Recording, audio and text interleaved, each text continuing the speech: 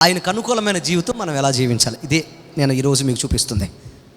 ఆయనకు అనుకూలమైన జీవితం లేదా ఆయన సంతోషపెట్టే జీవితం, ఆయన కోరుకున్న జీవితం. వింటున్నారా? ఆయనకు అనుకూలమైన జీవితం, ఆయన సంతోషపెట్టే జీవితం, ఆయన ఇష్టపడిన జీవితం. ప్రతి ఒక్కరూ వారికి వారు సంతోషంగా బ్రతకాలని కోరుకుంటారు. ప్రతి ఒక్కరు అనుకుంటారు నేను సంతోషంగా ఉండాలని. ప్రతి ఒక్కరు కోరుకుంటారు నేను ఆనందంగా బ్రతకాలని. కానీ మర్చిపోయే విషయం ఏంటి తెలుసా? వారు అర్థం చేసుకోలేని విషయం ఏంటి తెలుసా? నీవు సంతోషంగా బ్రతకడం మాత్రమే అది నీ యొక్క జీవితానికి అది అల్టిమేట్ ఉద్దేశం కాదు. దేవుణ్ణి సంతోషపరిచేవారుగా బ్రతకడం దేవుని ఉద్దేశం. రెండు చేతులెత్తి hallelujah. Know the divine purpose, know the divine purpose. నీ జీవితంలో, నీ బ్రతుకులో దేవుని యొక్క ఉద్దేశము, దేవుని యొక్క ప్రణాళిక, దేవుని చిత్తము తెలుసుకొని బ్రతకడం. నా ప్రియ తమ్ముడు, చెల్లి, ప్రియ సహోదరి, సహోదరుడా, ఎప్పుడైతే నీ ఒత్తిడిని నువ్వే, నీ జీవితంలో భారాన్ని నువ్వే, బ్రతుకును నువ్వే మేదేసేసుకొని నేను ఈ భారముతో బ్రతకలేను అనుకుంటూ ఎప్పుడైతే నెగిటివ్గా ఆలోచించడం మొదలు పెడతావో, సులువుగా చిక్కులు పెట్టే సాతాను ఏం చేస్తుంది తెలుసా?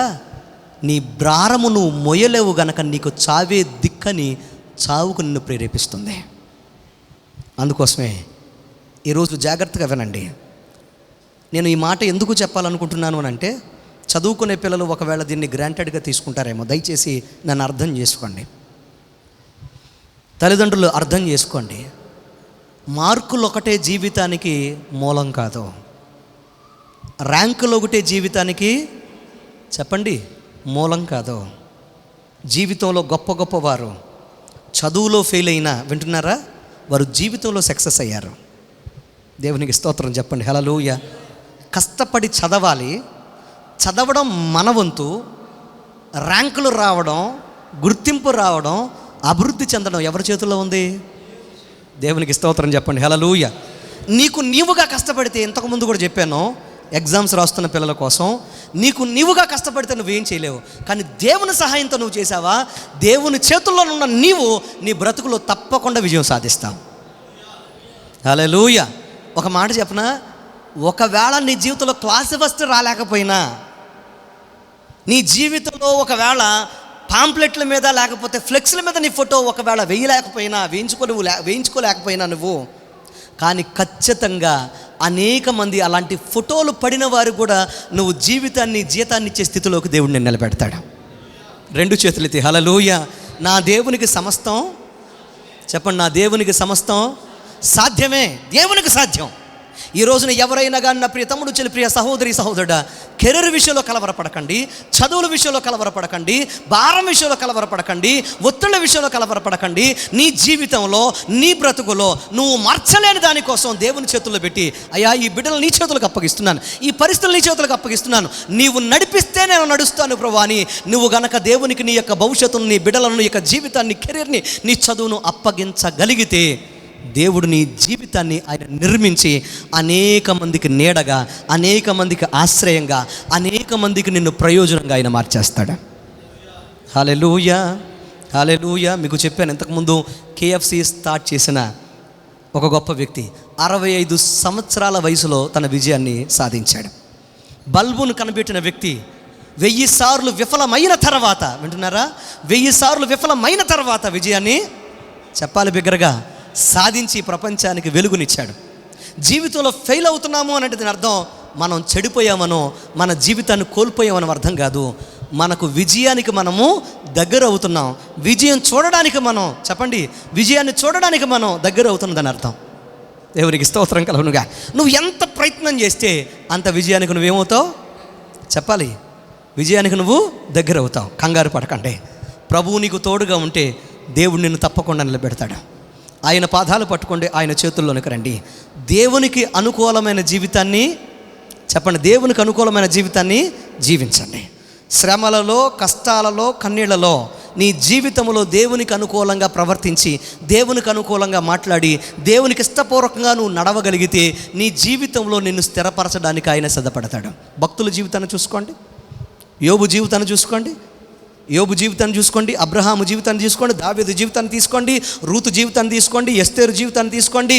అలాగే మీరు గమనిస్తే భక్తుల జీవితాన్ని అందరిని తీసుకోండి. వారు శ్రమలలో, పరీక్షలలో వారు ఏం చేశారు చెప్పండి? వారు ఏం చేశారు? దేవునికి అనుకూలంగా బ్రతికారు. దేవునికి స్తోత్రం చెప్పండి. హల్లెలూయా. దేవునికి అనుకూలంగా మాట్లాడారు. వింటున్నారా? దేవుని చిత్తం ఏంటో అని దేవుని ఏం చేశారు తెలుసా? వారి జీవితాలను ఆహ్వానించి నీ చిత్త ప్రకారం నన్ను నడిపించే ప్రభు అని దేవునికి అవకాశం ఇచ్చారు. మరి ఏం జరిగింది? వారందరినీ కూడా వారు పడిన స్థితి నుంచి ఆయన లేవనెత్తి ఘనమైన సాక్షిగా ప్రతి ఒక్కరు నిలబెట్టాడు. 2 చేతులు ఎత్తి హల్లెలూయా. దేవునికి స్తోత్రం చెప్పండి. హల్లెలూయా. ఈరోజు మీరు కూడా మీ జీవితాల్లో నిలబడాలి, దేవునికి అనుకూలమైన జీవితాన్ని మీరు జీవించాలి అంటే మొట్టమొదటిగా దేవునితో సంబంధం కలిగి జీవించాలి.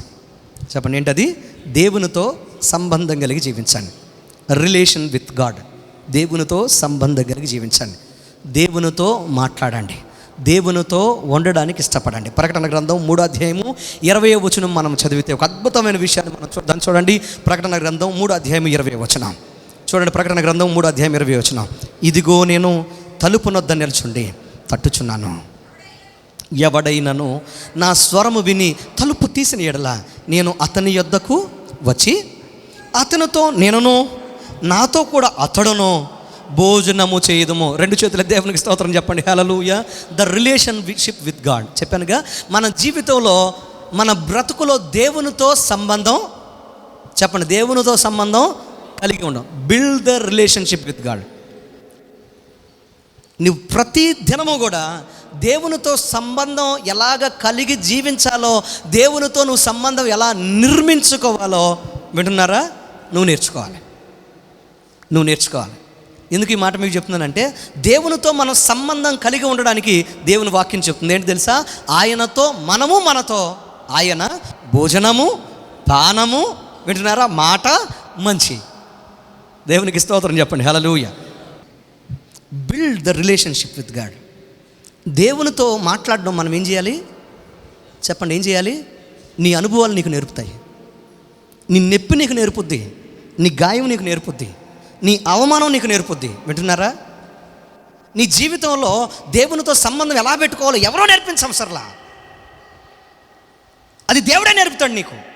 నీ జీవితంలో జరిగిన సంఘటనల మధ్యన నువ్వు ఎప్పుడైతే నోరు తెరుస్తావో అప్పుడు దేవుడు ఏం చేస్తాడు? నీకు నేర్పడం ప్రారంభిస్తాడు.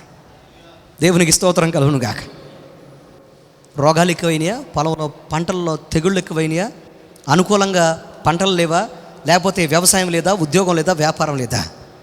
జరిగిన సంఘటన మధ్యన నిలబడి, ఆ స్థలంలో నిలబడి, ఆ స్థితిలో నిలబడి, దేవా దీన్ని జయించే నాకు శక్తినివ్వు, దీన్ని ఎలా ఎదుర్కోగలాలో నాకు నేర్పించు ప్రభు అని ప్రార్థన చేయి. 2 చేతులు ఎత్తి హల్లెలూయా. అందుకోసమే ఈరోజు దేవుని వాక్యాన్ని మీరు గమనిస్తే ఆయన అంటున్నాడు, ఇదిగో నేను తలుపు నొద్ద నిలబడి నేను ఏం చేస్తున్నాను? తడుతున్నాను. ఎవరైతే తలుపు తీస్తారో వారిలోనికి నేను, నాలోనికి వారు. దేవునికి స్తోత్రం కలుగునుగా. ఈ రోజున భారం ఎక్కువైపోయిన ప్రతి ఒక్కరు, అప్పులు ఎక్కువైన ప్రతి ఒక్కరు, ఇబ్బందులు ఎక్కువైపోయిన ప్రతి ఒక్కరు, కష్టాలు ఎక్కువైపోయిన ప్రతి ఒక్కరు ఏం చేయండి తెలుసా? దేవుని సన్నిధిలో నమ్మకంగా ప్రార్థన చేయడం మొదలుపెట్టండి. ఆయన స్వరాన్ని వినడానికి ప్రయత్నం చేయండి. ఆయన స్వరాన్ని వినడానికి చెప్పండి ప్రయత్నం చేయండి. ఎందుకు ఈ మాట మీకు చెప్తున్నాను తెలుసా? ఆయన మాట్లాడతాడా? చెప్పండి, ఆయన మాట్లాడతాడా? ఆయన స్వరం మనకు వినపడదా? చాలామంది చెప్తూ ఉంటారు, అదేంటో తెలియట్లేదండి, మా తలుపులు చెప్పుళ్ళు అవుతున్నాయండి, మా కిటికీల దగ్గరికి ఎవరో వచ్చినట్టు మాట్లాడుతున్నట్టు మాకు వినపడుతుందండి, లేకపోతే నేను కళ్ళు మూసుకుంటే చాలు ఏదో రాపో నన్ను కళ్ళు మూసుకోకుండా చేస్తుందండి అని అంటూ ఉంటారు. అవునా కదా? అలాంటి ఎక్స్పీరియన్స్ మీకు కూడా ఉంటుంది. సాతాను మాట్లాడతాడనేది ఎంత నిజమో, నువ్వు దేవుని మాట వినడానికి సిద్ధపడితే, నీ హృదయాన్ని ఆయనకి ఇవ్వగలిగితే, నీ మనసు అనే ద్వారాన్ని, నీ మనసుకున్న ద్వారాన్ని, హృదయానికున్న ద్వారాన్ని తెరవగలిగితే ఆయన మాట కూడా నువ్వు అంతే క్లియర్గా వింటావు. నా కుమారుడా, నా కుమార్తె అని నువ్వు వింటావు, ఖచ్చితంగా వింటావు. ఆనాడు సమూయేలు విన్న మాట ఈనాడు మీరు కూడా వినబోతున్నారు. చప్పట్లు కూడా బిగ్గరగా దేవుని నామాన్ని గణపరచాలి. ఆనాడు భక్తులు విన్న మాట ఈనాడు మీరు కూడా వింటారు. కలవరపడ్డానికి వీలులేనే చెప్పండి, వీలులేనే లేదో. ఆయనతో సంబంధం పెట్టుకోవడానికి మీరు ప్రయత్నం చేయండి. ఆయనతో మాట్లాడడానికి ప్రయత్నం చేయండి. ఆయనకు సమయం ఇవ్వడానికి మీరు ప్రయత్నం చేయండి. ఎప్పుడైతే ఆయన చెప్పేది వినడానికి మీరు ప్రయత్నం చేస్తారో ఆయన మాట మనల్ని బ్రతికించి ప్రతి కలవరా నుంచి మనల్ని విడిపించి శక్తివంతులుగా చేస్తుంది. 2 చేతులెత్తి హల్లెలూయా. రెండవది, మీరు మీ జీవితాల్లో మీ బ్రతుకుల్లో ఆయనతో అనుకూలమైన జీవితాన్ని మీరు జీవించాలి. ఆయనకు అనుకూలంగా బ్రతకాలంటే ఖచ్చితంగా మీరు చేయవలసిన పని ఏంటో తెలుసా? వైవిధ్యంగా జీవించడానికి ప్రయత్నం చేయండి. మేక్ డిఫరెంట్ లైఫ్ని, డిఫరెంట్ లైఫ్ స్టైల్ని అలవాటు చేసుకోండి. ఎవరైతే జీవితంలో డిఫరెంట్ లైఫ్ స్టైల్ని అలవాటు చేసుకుంటారో దేవుని పిల్లలుగా, వారు తప్పకుండా దేవుని యొక్క పిల్లలుగా, దేవుని యొక్క అద్భుతమైన చిత్తములో బ్రతికేవారుగా వారు మార్చబడతారు. హల్లెలూయా. గుర్తుపెట్టుకోండి, మనం ఏం అలవాటు చేసుకోవాలి? డిఫరెంట్ లైఫ్ స్టైల్ని అలవాటు చేసుకోవాలి. మీరు గమనించండి, వాక్యాన్ని మీరు గమనిస్తే సమూయేలు విచిత్రపు అంగీ వేసుకునేవాడు. అందరిలాగా తల్లి తీసుకొచ్చిన ప్రత్యేకంగా అల్లి తీసుకొచ్చిన అంగీ వేసుకొని ప్రత్యేకంగా బ్రతికాడు గనుక సమూయేలు దేవుని మాటను, అందరూ చెప్పాలి, సమూయేలు దేవుని మాటను విన్నాడు. అలాగే మీరు గమనించండి, షడ్రకు మేషకు అబేద్నెగో ప్రత్యేకంగా జీవించారు గనక దేవుని ప్రత్యక్షతను వారు చూశారు. దానియేలు మీరు గమనించండి, దానియేలుతో ఉన్న షడ్రకు మేషకు అబేద్నెగో మీరు గమనించండి, అందరూ తిన్న ఆహారం వారు చెప్పాలి, అందరూ తిన్న ఆహారం వారు తినలేదు. వారు ప్రత్యేకమైన లైఫ్ స్టైల్లో బ్రతికారు. ఈ రోజున చాలామంది కాంప్రమైజ్ అవుతున్నారు. సమాజానికి, అలాగే అలవాట్లకు, అలాగే ఈ లోక పోకడలకు, చాలామంది ఈ లోకములో ఉన్న సాంప్రదాయాలకు, అలాగే ఈ లోకములో ఉన్న విధి విధానాలకు చాలామంది కాంప్రమైజ్ అవుతున్నారు.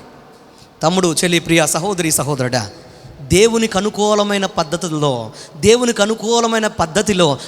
అనుకూలమైన జీవితాన్ని, దేవునికి అనుకూలమైన ఆశీర్వాదకరమైన మన బ్రతుకును మనం బ్రతకగలిగితే తప్పకుండా దేవుడు మనల్ని ఏం చేస్తాడు తెలుసా? దేవుడు ఒక ఉన్నత స్థాయిలో మనం నిలబెడుతూ ఈ లోకములో పడకుండా, ఈ లోకములో చెడకుండా ఆయన రాకడలో నిలబడేటట్లుగా మనల్ని అందరినీ సిద్ధపరుస్తాడు. దేవునికి స్తోత్రం చెప్పండి. హల్లెలూయా. 10 మంది కన్యకలు, చెప్పండి ఎంతమంది? 10 మంది కన్యకలు. బైబిల్లో ఉన్న మాటను మీరు గమనిస్తే 5 కన్యకలు 5 కన్యకలు కాదని వ్రాయబడలా. 10 మంది, చెప్పండి, 10 మంది కన్యకలే. అంటే వారి యొక్క ప్రవర్తనలో తప్పు లేదు, వారి యొక్క జీవితంలో పాపము లేదు, వింటున్నారా? వారి యొక్క శరీరంలో ఎటువంటి కల్మషము లేదు. కానీ 5 బుద్ధి కలిగిన వారు, 5 దేవుణ్ణి చూడగలిగారు, 5 బుద్ధి లేక దేవుణ్ణి చూడలేకపోయారు. ఈరోజు మన జీవితాల్లో, మన లైఫ్ స్టైలు, మన జీవితంలో, మన బ్రతుకులు ఎలా ఉండాలో తెలుసా? పరిశుద్ధంగా మాత్రమే కాదు, మన లైఫ్ స్టైలు దేవునికి అనుకూలంగా ప్రత్యేకంగా ఉండాలి. దాన్నే సిద్ధపాటు అని అంటారు. చెప్పండి ఏంటది? అందరూ చెప్పాలి బిగ్గరగా. దాన్నే సిద్ధపాటు. ఈరోజున మీరెవరు మరి సిద్ధపడుతున్నారా? ఈరోజు దేవునికి అనుకూలమైన పాత్రలుగా నిలబడ్డారా? దేవునికి అనుకూలమైన జీవితాన్ని జీవించడానికి మీరందరూ కూడా ఆయన సన్నిధిలో మిమ్మల్ని మీరు మనసులో మీరు సిద్ధం చేసుకుంటున్నారా? దేన్ని చూస్తున్నారు? లోకాన్ని చూస్తున్నారా? దేవుని చూస్తున్నారా? లోక పోకడలను చూస్తున్నారా? దేవుని చూస్తున్నారా? దేన్ని చూస్తున్నారు మీరు? వచ్చిన శ్రమను చూడకండి, దేవుని వైపు చూడండి. వచ్చిన కష్టాన్ని చూడకండి, దేవుని వైపు చూడండి. శ్రమ, కష్టము, భయంకరమైన రాజు, సైన్యము, శత్రువు వెనకుంది. ప్రజలందరూ చూశారు దాన్ని, అందరూ ఏడుస్తున్నారు. కానీ ఒకడు మాత్రం రాజును, శత్రువును, సైన్యాన్ని చూడకుండా, ఎదురుగా ఉన్న సముద్రాన్ని చూడకుండా ఎవరిని చూస్తున్నారు? చెప్పండి, అందరి దగ్గరకు చెప్పాలి. దేవుణ్ణి చూస్తున్నాడు. యాదవ, ఎక్కడ దాకా తీసుకొచ్చే సమాధులు లేవనుకున్న మమ్మల్ని ఎక్కడ దాకా తీసుకొచ్చి చంపుదాం అనుకున్నావా అని తిట్టేవాడు ఒక ప్రక్క. చిచ్చి అసమర్థుడా, నిన్ను నమ్ముకున్న నాయకుడు అని ముంచేస్తున్నావు కదా ఎదుర్కొంటున్న సముద్రంలో అని విమర్శించేవాడు ఇంకొక ప్రక్క. అనుకూలంగా ఏమీ లేదో, ముంచేసే సముద్రము, చంపేసే శత్రువులు వెనకాల. అలాంటి పరిస్థితుల్లో ఒకడు మాత్రం దేవుని వైపు చూస్తున్నాడు. Make difference. డిఫరెంట్ లైఫ్ స్టైల్ని అలవాటు చేసుకోండి. దానియేలు గ్రంథం 1వ అధ్యాయం 1వ వచనం నుండి 6వ వచనాలు తర్వాత చదువుకోండి.